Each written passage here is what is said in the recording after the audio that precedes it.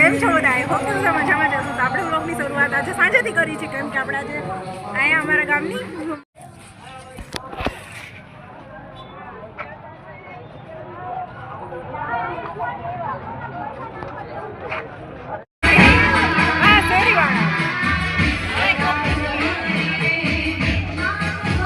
બજારમાંથી ગરબી જોઈને આવી ગયા છીએ. હવે આપણે થઈશું તૈયાર. તો ચાલો હું તૈયાર થઈને તમને મારું લુક બતાવીશ.